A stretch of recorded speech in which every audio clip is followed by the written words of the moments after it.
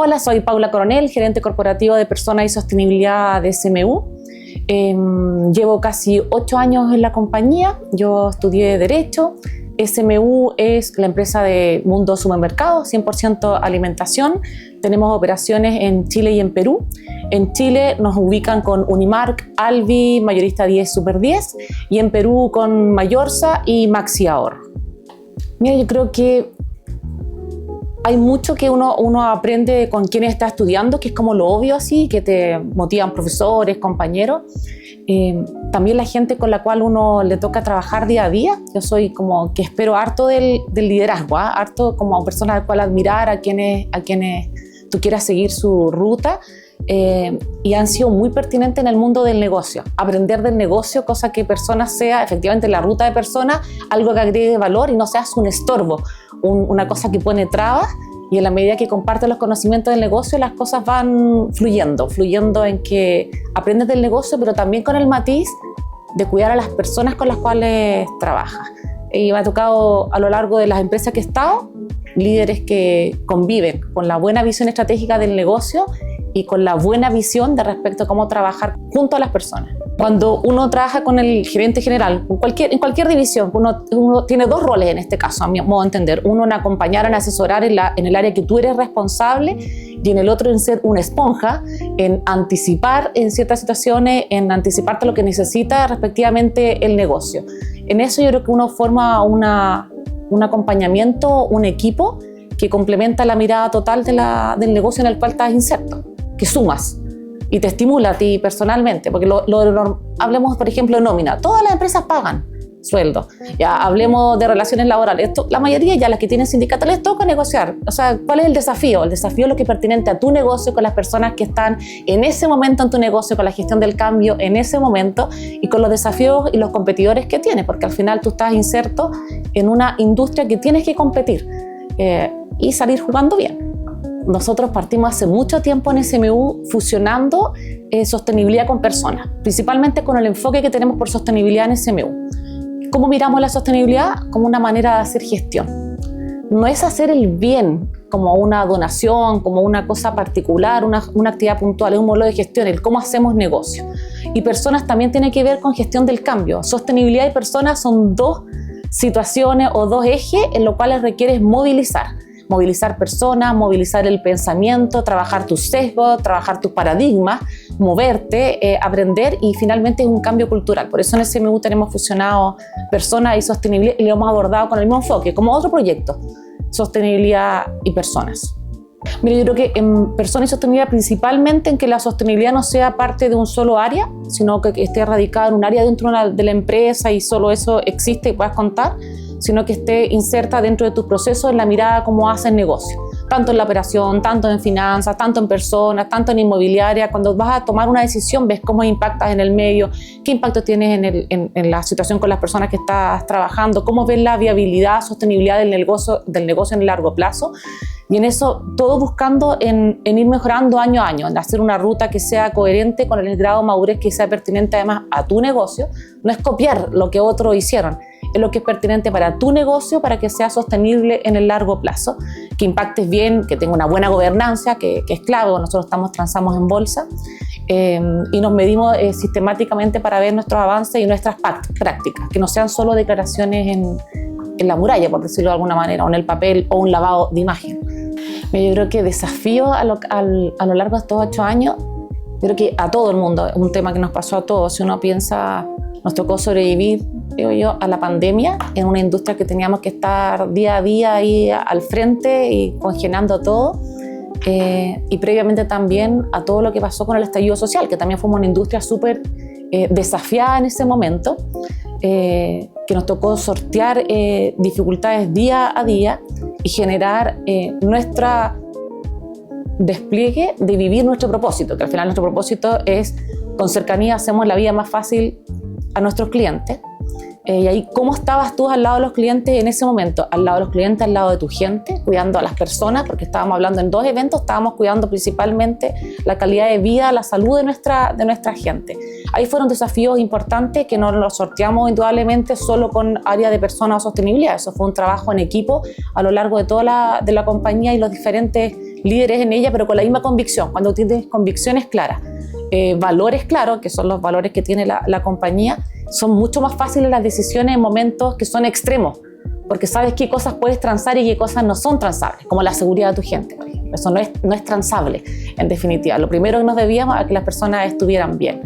¿Qué otro desafío? Indudable todo el cambio que ha habido en el mundo del trabajo respecto a cómo ha habido mayor digitalización, todos los cambios tecnológicos, que si uno escucha, no sé, si tú escuchabas a los papás o compañeros que eran mayores de uno en la universidad o el mundo del trabajo, era como lo mismo cuando ellos vieron que llegó el computador, que se van a acabar ciertas posiciones y que el mundo, claro, cambian las posiciones, pero hacen desafío de desarrollar otras competencias y de gastar tiempo o invertir tiempo en tomar otras decisiones que agregan mucho mayor valor que están en actividades más transaccionales. En ese mundo, del punto de persona, voy a señalar, todo lo que sea digitalización, de avanzar, te da el espacio para prepararte para estar justamente a la altura de los desafíos estratégicos que te tocan sortear, que antes uno pensaba 5 años en plan estratégico. Hoy día que a los 3 años que ya cambió y en la marcha y hay otra cosa más que está pasando, especialmente en nuestra industria que están defensivas. El ejercicio del liderazgo siempre es un desafío. Yo creo que eso es naturaleza de las personas, en qué cosas están incorporando, las generaciones que están trabajando, el equipo de diversidad, qué vas incorporando, qué modelo de gestión tienes justamente para capturar el mejor talento y abrirte a los distintos tipos de personas con las cuales necesitas trabajar en tu organización, evitando tipos de sesgo, desarrollando mayores oportunidades, desafiándote. Yo siempre digo que persona y sostenibilidad es súper opinable. Todos tienen opinión. Ojalá fuera como la matemática, que 1 más 1 es 2 y todos vemos el 2. En persona y sostenibilidad no es así. Todos tenemos una historia previa, por lo general, que alguien nos dijo que viene otra empresa, por lo cual es muy rico el proceso del debate, del diálogo, a llegar a un punto de encuentro, pero a llegar a un acuerdo en lo que queremos hacer como compañía, juntos todos convencidos. Creo que esos son los desafíos desde el punto de vista de gestión del cambio. Yo creo que a nivel de empresa, primero reconocer algo. A nivel de la compañía, yo creo que a propósito de inclusión, estaba en el ADN la inclusión, especialmente en personas en situación de discapacidad. Era como que antes de la ley, antes de todo eso se vivía y se sigue viviendo en los locales y en todo muy natural. El supermercado, la Teletón, la gente era como que está en el ADN. Y era muy natural, te diría, sin un sistema de gestión, sin nada, era como del corazón, del ADN. Pero después tú, ya pasado esa etapa, tú dices, bueno, ¿dónde más cambió la ley? De hecho, fue ya más obligatorio. Lo que nos distinguía o nos hacía diferente de otro ya era algo que era, todos lo tenían que hacer. ¿Cómo nos vamos a seguir distinguiendo? Y ahí fue buscar, bueno, de qué manera de verdad lo vamos a hacer sin que sea que dependa de la decisión de una persona o de porque a alguien le importa en ese momento. La compañía lo puso la diversidad e inclusión en el plan estratégico, es parte de uno de los pilares de la estrategia de la compañía, y establecimos un sistema de cómo abordarlo con un sistema de gestión. Partimos certificando la norma chilena 3262 y finalmente es certificarte en que tus procesos de persona, tanto como culturalmente, reclutamiento, comunicaciones, compensaciones, están sostenidos por prácticas e indicadores que te indican que estás viviendo de verdad la diversidad y la inclusión. Nosotros no trabajamos con cuotas, eso sí.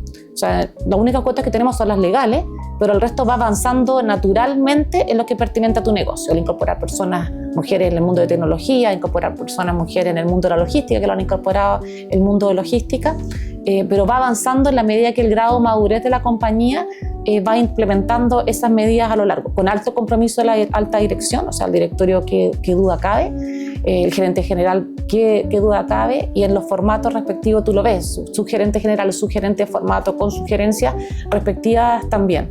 Creo que haya sido un proceso sistematizado, no improvisado, pero que viene del ADN de la compañía. Mira, las cifras dicen, si uno mira el total de Chile-Perú conglomerado, nosotros tenemos la misma estadística paisa en general. Estamos con las mismas curvas, además entendiendo que el tipo de industria en que nosotros trabajamos, lo que es cargos masivos, por decirlo, son o primer empleo o empleos que se aprenden acá. No es que tú tengas que ir a capturar a personas a un instituto profesional o a una universidad mayoritariamente.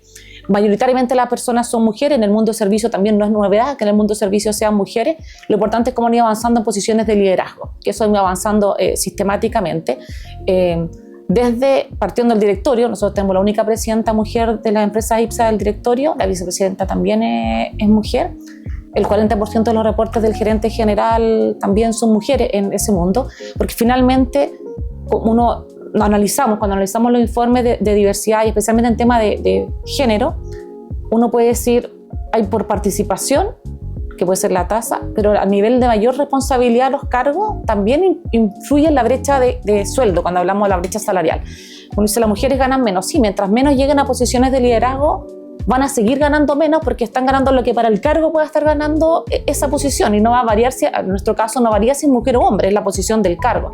Pero obviamente las mujeres acceden a mayor nivel de renta en la medida, porque nosotros no tenemos brecha por género en el mismo cargo, o sea, al mismo cargo igual renta. Pero mientras más ascienden a posiciones de mayor especialización, de mayor profesionalización, de más posiciones de liderazgo, esa brecha salarial en el total se disminuye. Nosotros trabajamos los grupos de interés que generaciones, como señalamos, no solamente los nuevos talentos, también a propósito de cómo ha cambiado la tasa de natalidad y el futuro que se viene, cómo las generaciones de mayores de 50 años, bueno, cómo siguen estando activas y cómo vas trabajando para que sigan estando dentro de tu compañía o capturándolo, porque hoy día todos vamos a competir por ese talento. Eso está ya, no es ningún misterio, que al final viene otro desafío, que no es solo capturar al joven que viene recién saliendo o del colegio, del liceo, digo, o la universidad o instituto profesional, sino también las personas que vienen de otra vuelta de carrera y que se están reconvirtiendo y hallando una nueva posición, dado el cambio que tenemos a futuro, especialmente en Chile por tasa de natalidad. Y lo otro que hemos trabajado muy fuertemente es las personas con discapacidad, que eso lo vivimos siempre, no solamente física, tanto a nivel de los formatos, que lo trabajan ellos en sus locales, lo viven muy bien, como también en el mundo de logística u oficina. La inclusión es que esta diversidad que ya sabemos que existe, porque eso no hay que descubrirla, es que funcione. Tienes que adaptar, tienes que recoger, pero finalmente que sean posiciones que no son es con, que se note que cuando esa persona no está, en tus procesos crujen, que falta. Así es como lo vivimos en el día a día.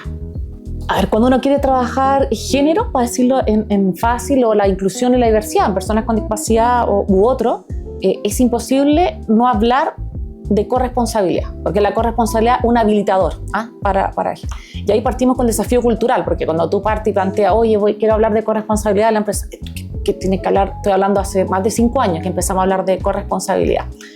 Y justamente era porque finalmente cómo contribuyes, porque la clave era que todos los que han tenido una u otra red de apoyo, de la que sea, a veces la que por natural tú crees, tus padres, tus hermanos, y a veces un tercero, el que sea, el cómo te apalanca, que hay una corresponsabilidad que a veces está dada, principalmente por la historia de la mujer al hombre, en el rol de posiciones de liderazgo, por ejemplo, y en el otro lado no tanto, en definitiva, y menos ahora que toca mucho cuidar a los padres, como tú señalaste, que es una realidad que tanto hombres y mujeres la estamos viviendo.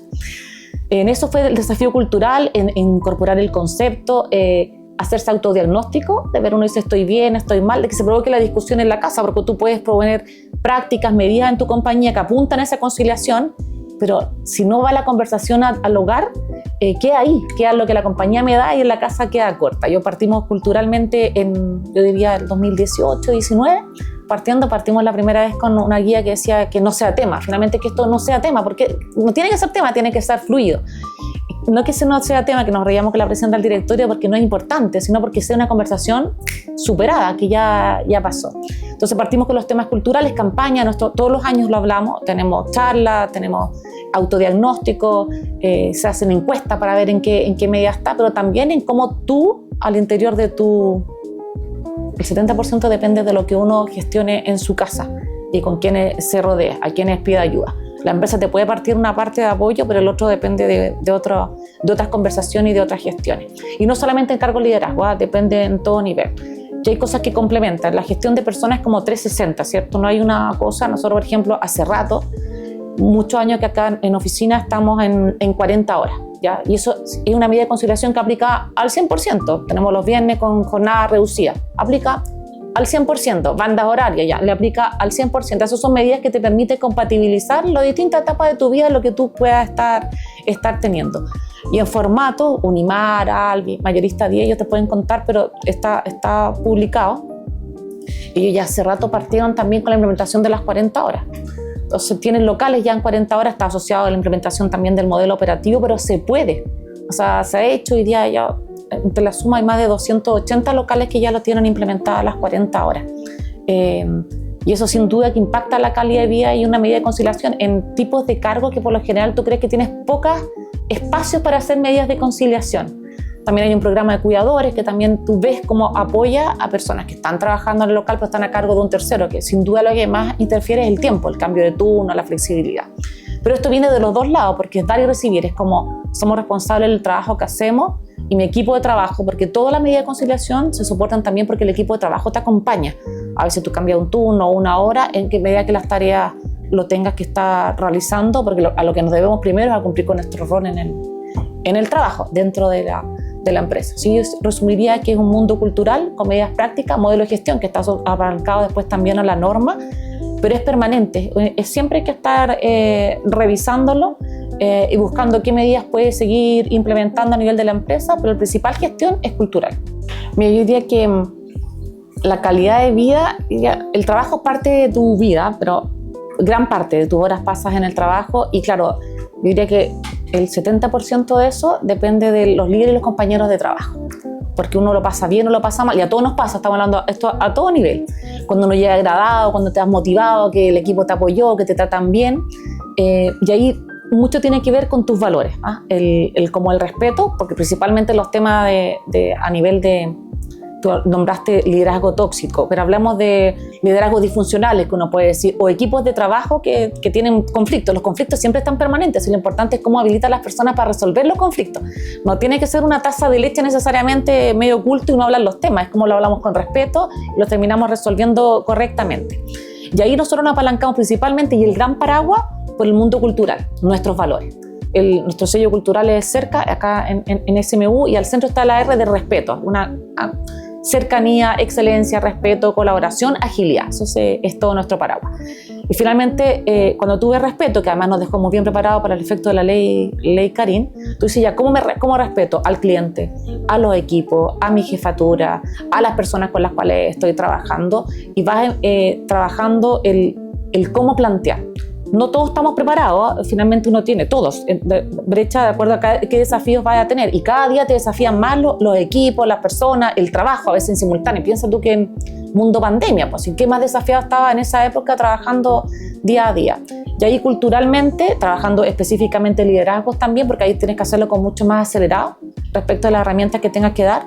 También con la limitante de tiempo, porque tampoco tienes infinitos tiempos para estar permanentemente dando material a las personas para seguir trabajando o capacitándose, y más bien es desde el día a día, pero igual que los colegios digo, cuando tú los valores los tienes claro, cuando te hace la sintonía que el respeto no se está cumpliendo, mira, no necesito un manual que me diga que eso no está, yo sé el respeto no lo estoy cumpliendo. Nosotros teníamos canales establecidos previamente, hace mucho antes, de hecho diría que 8 años, que cualquier reclamo de recursos humanos, no solamente una denuncia, el reclamo de recursos humanos porque alguien te trataba mal o cualquier cosa, nosotros ya lo vaciábamos al canal de denuncia. Independiente que la persona hiciera una denuncia o no, me explico, había un músculo súper armado que se trataba como una denuncia, que fue 8 años, así directo. Entonces, uy, tienen denuncias hartas. Le decía, sí, porque la gente siempre se reclama de algo, hay algo que hacerse cargo, hay que revisar si hay 2 veces una oportunidad, una alimentación, ¿qué te hace? O también despejar que no es, porque también en esto hay infinitas expectativas. Y como digo yo, en recursos humanos hay 1000 opiniones.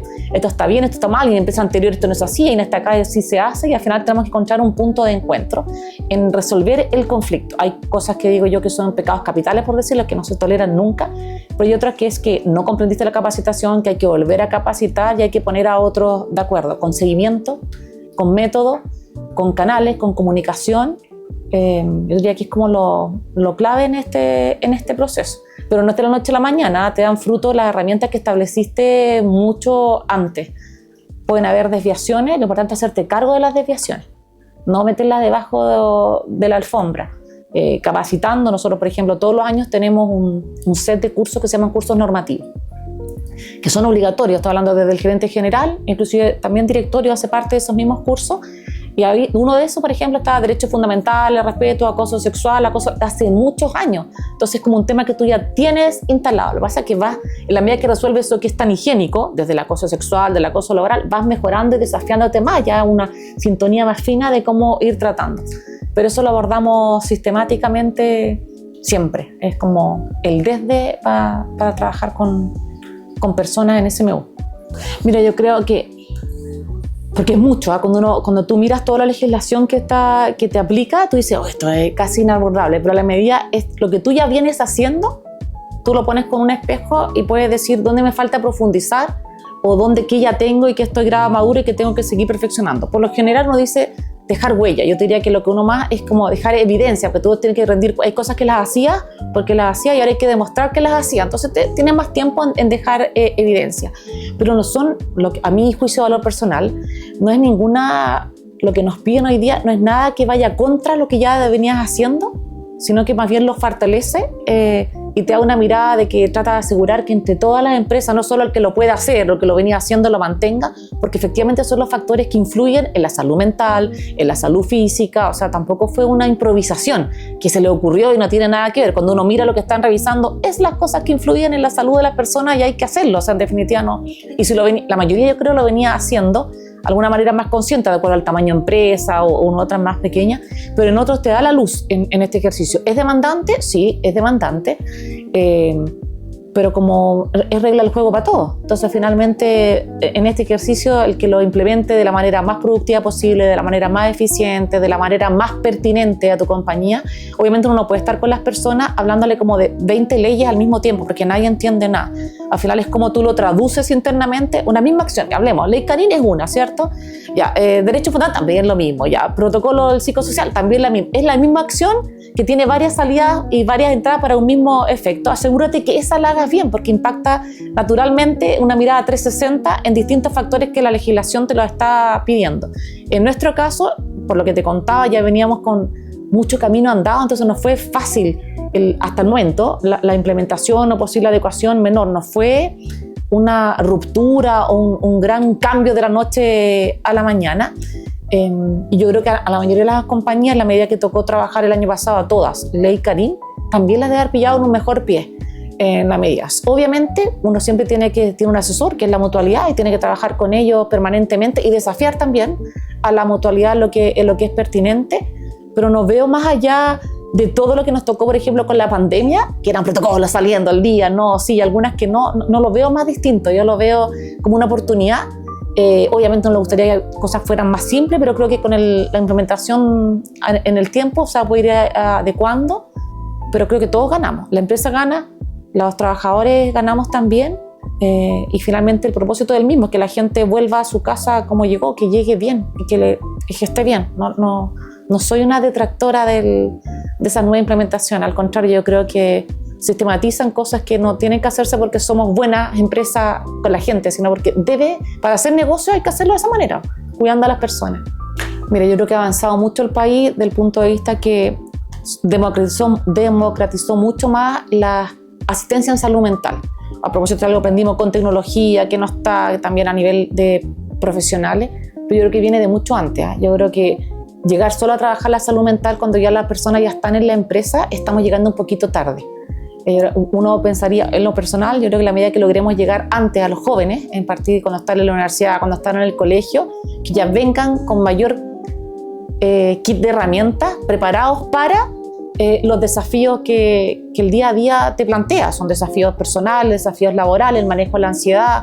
Hay distintas situaciones, la frustración, cuántas cosas que uno tiene que estar teniendo que también influye. Yo creo que solo partir a abordarlo cuando ya entraste al mundo del trabajo nos perdió una tremenda oportunidad, estoy diciendo en un sueño, en que uno ya viniera con ese kit de herramientas para abordar. Uno ya llega con cosas que ya vienen de antes y al empleador le es difícil en apoyar en ese sentido solo. Es un ecosistema que está la salud, que está el colegio, que están los especialistas, pero nosotros participamos en una fracción de todo tu salud mental, que la podemos potenciar para bien, pero también a nivel del trabajo tú la puedes potenciar para mal. Eso hay que ser consciente. Yo la veo muy centrada en toma de decisiones que hoy día decimos que son estratégicas, que hoy día, voy a decir, porque ya pasa la etapa del análisis del dato. Yo creo que hay tarea, lo que es transaccional hoy día a nivel de productividad, digamos, de inteligencia artificial, a nivel de datos, a nivel de procesamiento, a nivel de capacidad de procesamiento y de predicción, de ayuda para la toma de decisiones en función de las herramientas que van a ver en ese minuto, no me cabe duda. El desafío va a estar en la diferencia que hagas con esos datos, y la capacidad, para mi gusto, la capacidad de toma de decisiones oportunas.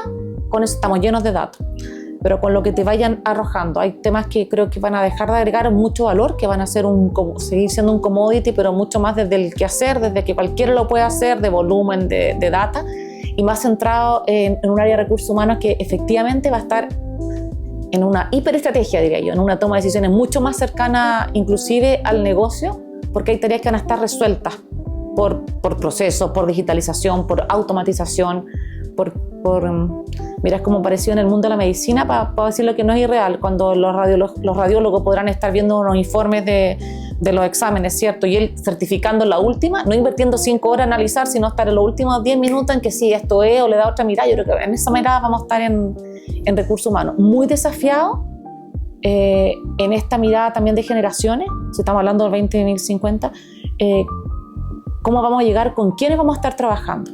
La otra vez yo conversaba con una persona que trabaja conmigo y le decía, oye, si tú la edad que tiene, que es muy joven, le decía, tú a mi edad voy a estar contratando gente de mi edad. O sea, porque van a ser pocos los que van a estar saliendo del mundo profesional por la tasa de natalidad. Entonces piensa que yo podría ser tu subalterna más adelante y no como el típico esquema de la gente, voy a ver los que vienen recién saliendo. No.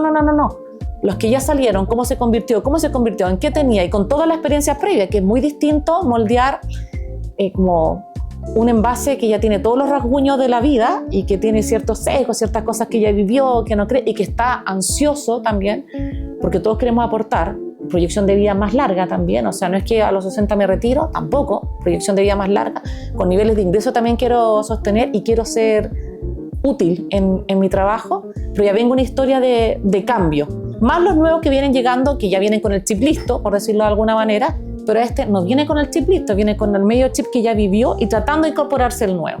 Yo creo que es hacer una fusión, una integración muy interesante desde el punto de vista cultural, desafío para las empresas, el cómo preparar cuando hablamos que no va a estar listo, las personas ya pasaron por la universidad, o el colegio, ya vienen de vuelta. Y ahí las empresas, un rol muy, muy, muy importante. De cómo logras capturar, transformar talento, reconvertir talento, atraer talento, y sin duda a nivel de personas también uno mucho más abierto a escuchar cómo la misma persona, que hoy día se democratizó tanto el conocimiento, se autoinstruyó.